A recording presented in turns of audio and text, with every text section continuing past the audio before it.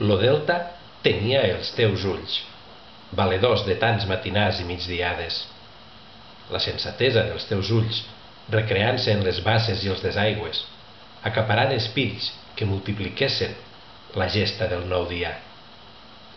Venies de passar molts d'anys a les muntanyes, esprement dels cims més alts los últims rajos de cada sol, i vas baixar a finals d'estiu, quan la sega a eixugar-mos les terres.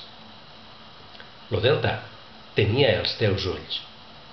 En el moment de conèixer-mos, jo seguia prendada d'un mecànic valencià que s'encarregava de reparar i fer el manteniment de les trilladores de Sant Jaume.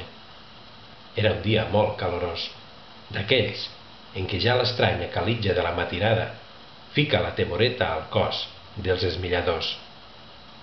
A l'era de la Rosal, de bon matí i encara en dejú, vas fer desfilar tanta poesia davant meu que un fred estrany nascut de dins m'esgarrifava, me temperava l'ardor d'un futur dubtós i problemàtic.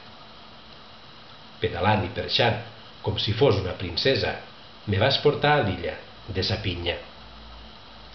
No feia ni 10 mirades que mos coneixíem, i ja delimitàvem lo matí corrent al Bercocs, comptant les gavines, malagonyant lo vent en les figues i els nesprons pansits, en lo ventall dels xops, en les espigues d'arròs tombades, parant-li els peus a la pressa.